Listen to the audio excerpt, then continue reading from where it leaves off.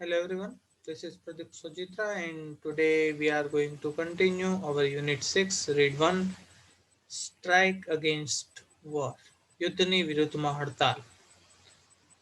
તો લાસ્ટ લેક્ચરની અંદર આપણે જોયેલું કે હેલન કેલર છે તે જે સૈનિકો છે અથવા તો જે દેશના જે સર્વન્ટ્સ છે, બરાબર, અથવા દેશના લોકો છે તે લોકોને સ્પીચમાં કે એવું કહેવામાં આવે છે કે જે ગવર્નન્સ ચલાવનાર અથવા તો જે શાસન ચલાવનાર જે લોકો છે એ લોકો દ્વારા એના સૈનિકોને તેના દેશના લોકોને ઉશ્કેરવામાં આવે છે, બરાબર, કે તમે યુદ્ધ માટે તૈયાર થઈ જાઓ, દુશ્મનો આવી ચૂક્યા છે, બરાબર, એ રીતની ઉશ્કેરણી વાળું ભાષણ આપીને જે દેશના લોકો છે તેને યુદ્ધ માટે તૈયાર કરે છે અને કેવું ભાષણ આપે છે તે હેલન કેલર જણાવે છે.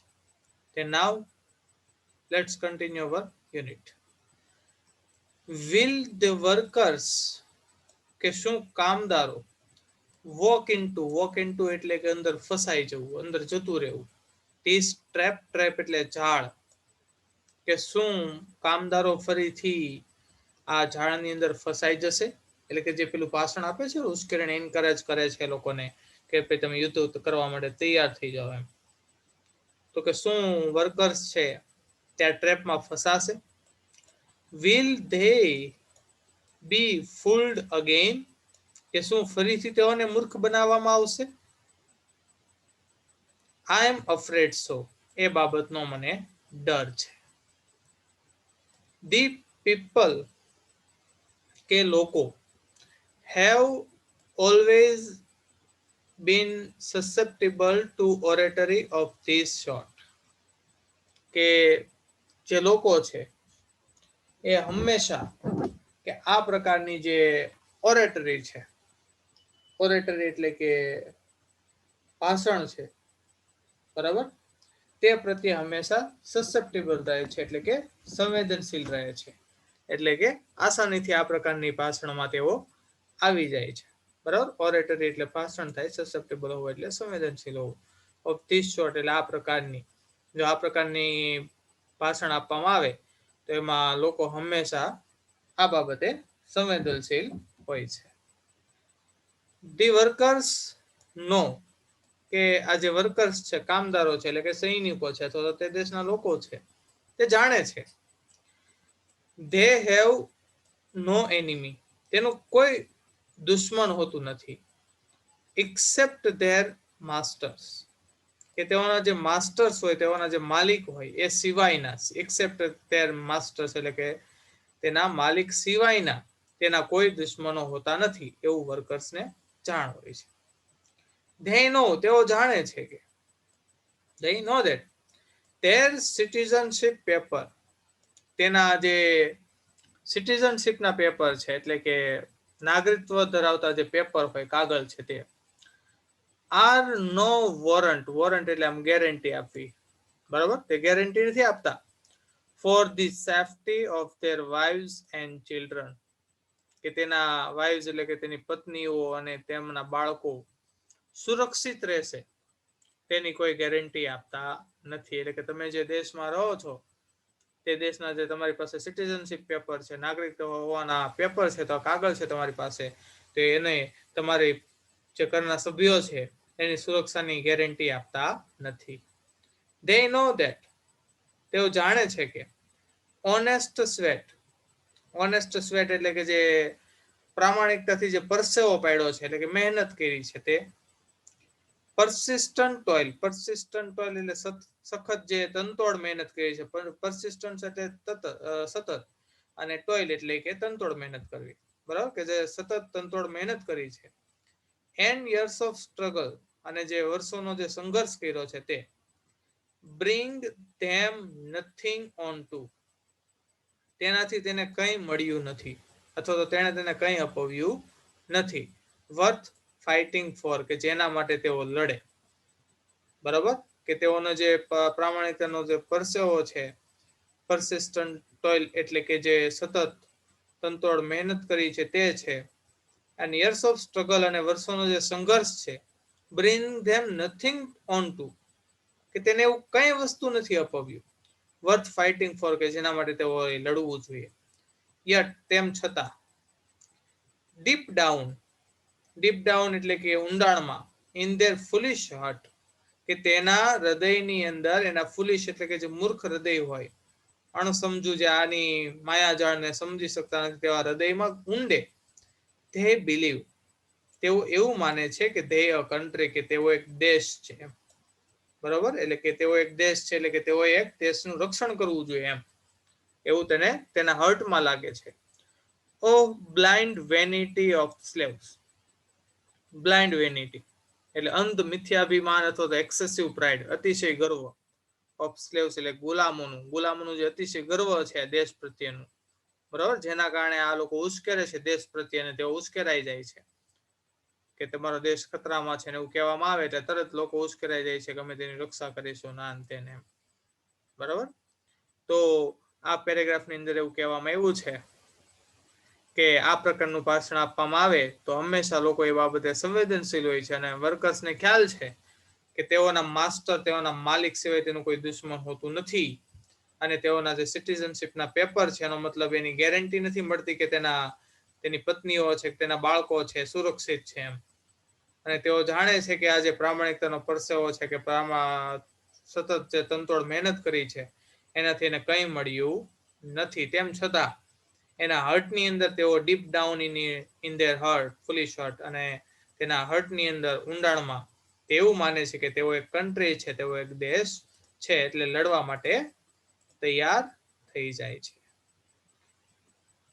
ધી ક્લેવર વન્સ એટલે કે જે સમજદાર, ચતુર અને ખૂબ જ હોશિયાર જે લોકો છે, up in the high places, કે જે ઊંચાઈ પોસ્ટ ઉપર બેઠેલા જે લોકો છે તે લોકો નો જાણે છે, હાઉ ચાઇલ્ડિશ, કે કેટલા ચાઇલ્ડિશ એટલે કે બાળ બુદ્ધિ વાળા, એન્ડ સિલી એટલે કે મૂર્ખ, ધ વર્કર્સ આર, કે આ વર્કર્સ કેટલા મૂર્ખ છે અને કેટલા બાળ બુદ્ધિ વાળા છે તેઓ તે જાણે છે.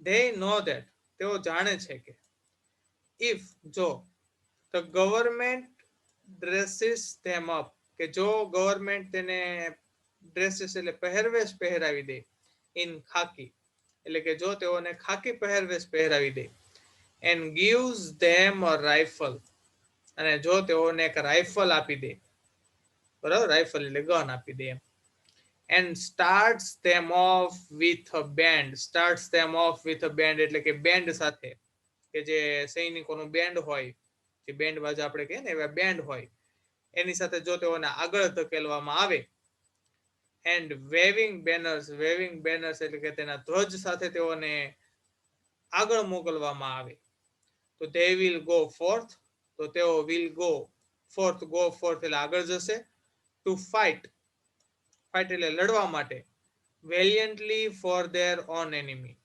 વેલિયન્ટલી એટલે પોતાની ઈચ્છાથી ન લડવા માટે તો આગળ વધશે, ફોર ધેર ઓન એનિમી, તેના પોતાના દુશ્મન માટે લડવા માટે તો ખુશી વેલિયન્ટલી એટલે પોતાની ઈચ્છાથી, પોતાની મરજીથી જ ખૂબ જ આગળ વધશે, અથવા તો તે લડવા માટે તેઓ આગળ વધશે. ધે આર ટોટ એટલે તેઓને શીખવવામાં આવે છે કે બ્રેવ મેન ડાય એટલે કે બહાદુર માણસ મૃત્યુ પામે છે, ફોર ધેર કન્ટ્રીઝ ઓનર, કે બહાદુર માણસ હોય ને એ દેશના ગર્વ માટે મૃત્યુ પામે છે, એટલે કે તેઓને ઉશ્કેરવામાં આવે છે, એન્કરેજ કરવામાં આવે છે અને પ્રોત્સાહિત કરવામાં આવે છે તેના માટે, કે કોઈ બહાદુર વ્યક્તિ હોય એ દેશ માટે આ લડવા માટે તૈયાર થઈ જાવ, ને બરોબર, કે તેના દેશ માટે મૃત્યુ પામે, ને એવી રીતે તેને શું કરવામાં આવે છે, ઉશ્કેરવામાં આવે છે. What a price to pay for a vague idea, કે what a price કે શું કિંમત, ટુ પે એટલે ચૂકવવી પડે છે, ફોર વેગ આઈડિયા, વેગ એટલે નકામું એમ, ફાલતુ વિચાર જે કહી શકાય એવા આઈડિયા માટે, વિચાર માટે તેઓને શું કિંમત ચૂકવવી પડે છે. The lives of millions of young men, કે લાખો યુવાન લોકોના જીવ ગુમાવવા પડે છે. અધર મિલિયન્સ ક્રિપલ્ડ એન્ડ બ્લાઇન્ડેડ ફોર લાઈફ. અને બીજા લાખો લોકો ક્રિપલ્ડ એટલે કે અપંગ બની જાય છે, એન્ડ બ્લાઇન્ડેડ એટલે કે અંધ બની જાય છે, ફોર લાઈફ એટલે આખા જીવન માટે. બરાબર કે આ જે વેગ આઈડિયા એટલે કે યુદ્ધનો જે વિચાર છે એનાથી એને શું કિંમત ચૂકવવી પડે છે? તો લાખો લોકો મૃત્યુ પામે છે, બીજા લાખો લોકો જે હોય છે એ કાં તો અંધ બને છે અથવા તો ક્રિપલ્ડ એટલે કે અપંગ બને છે, હેન્ડીકેપ બની જાય છે.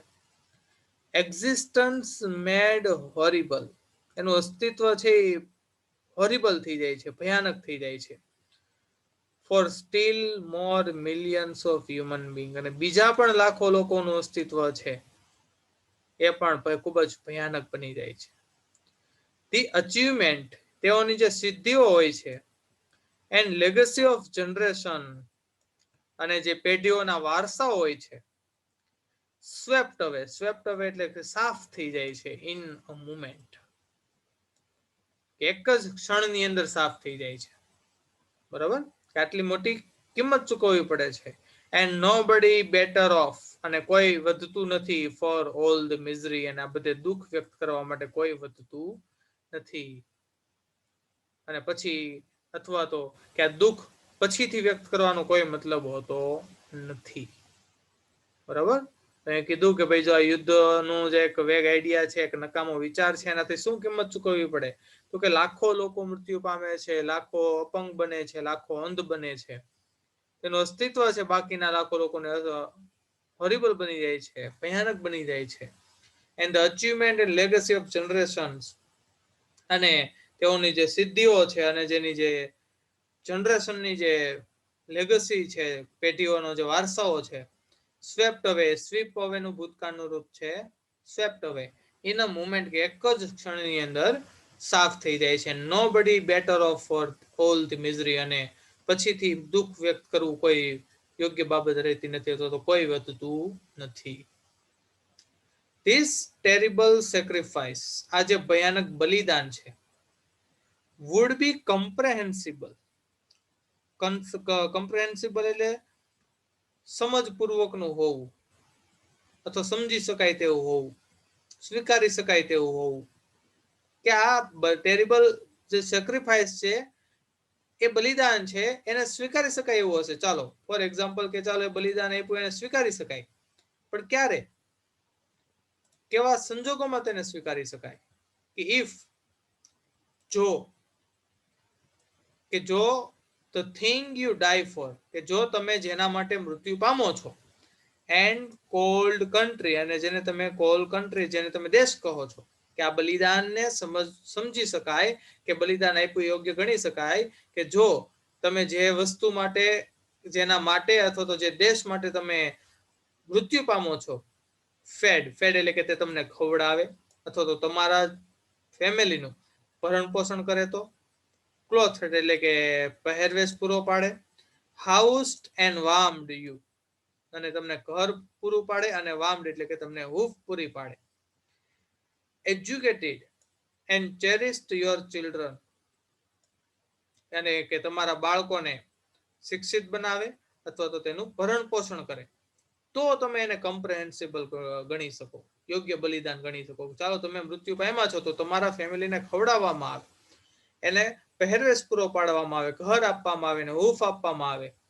એને શિક્ષિત બનાવવામાં આવે, કે તેનું બાળકોને શિક્ષિત બનાવવામાં આવે, અથવા તો તેને ભરણ પોષણ કરવામાં આવે, તો તમે આજે કમ્પ્રેહેન્સિબલ ગણી શકાય. તમે જે ટેરિબલ ભયાનક જે બલિદાન આપ્યું છે તેને. આઈ થિંક, કે મને એવું લાગે છે, the workers are the most unselfish of the children of men.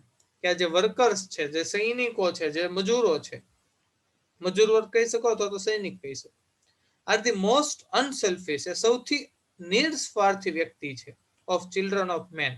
એટલે મનુષ્યના જેટલા પણ બાળકો છે એમાંથી સૌથી નિસ્વાર્થ જો કોઈ વ્યક્તિ હોય, સ્વાર્થો, કે જેને કોઈ પ્રકારનો સ્વાર્થ હોતો નથી, એટલે પોતાના વિશે નથી વિચારતા, માત્ર બીજા વિશે વિચારે છે, એવા કોઈ જો વ્યક્તિ હોય તો માત્ર વર્કર્સ છે, એ સૈનિકો છે અથવા તો જે વર્કર્સ એટલે કામદારો છે.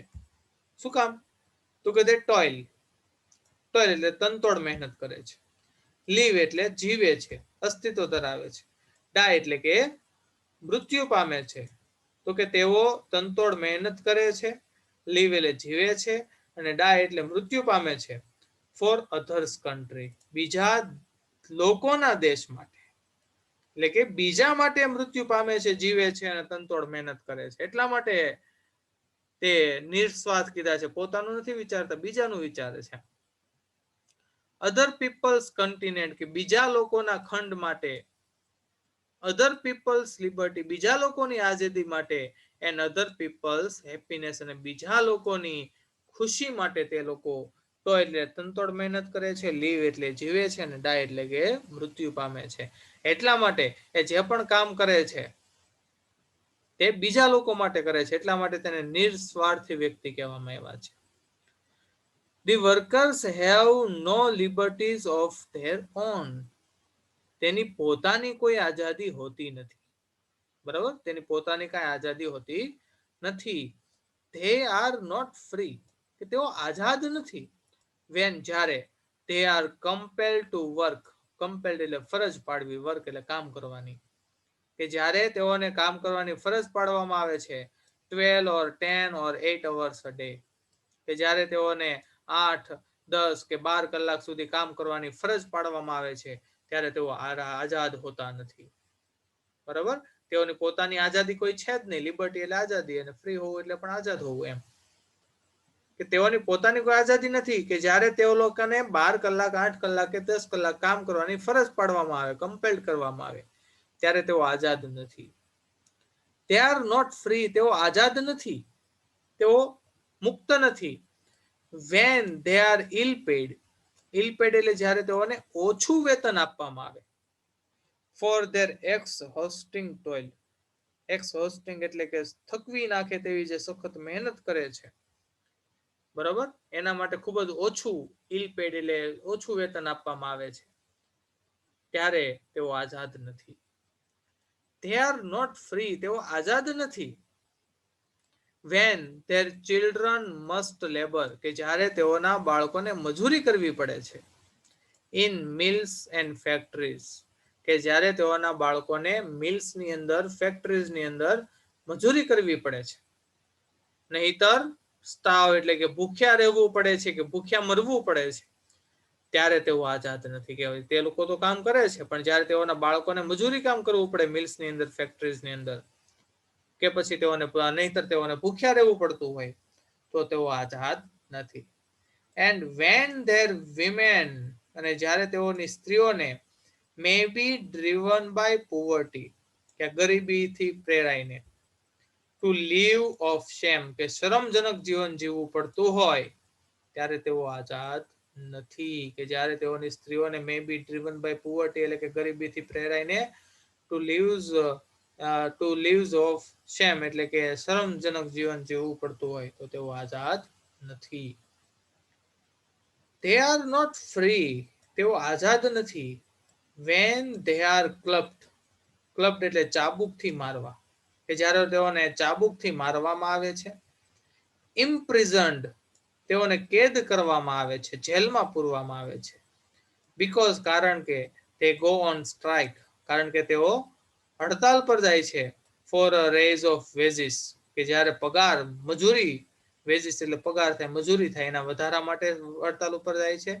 And for the basic justice, અને સામાન્ય ન્યાય માટે જ્યારે તેઓ હડતાલ ઉપર જાય છે, ત્યારે તેઓને શું કરવામાં આવે છે? જેલમાં પૂરવામાં આવે છે, અથવા તો ચાબુકથી મારવામાં આવે છે.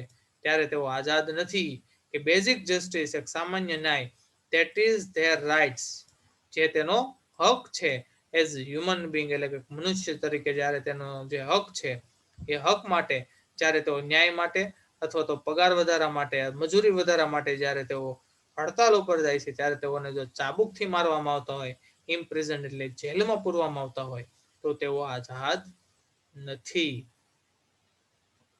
બરાબર, તો અહીંયા જે આ પેરેગ્રાફની અંદર આપણને દર્શાવવામાં આવ્યું છે કે કેવા સંજોગોમાં જે વર્કર્સ છે તે આઝાદ હોતા નથી, અને જો તે લોકોને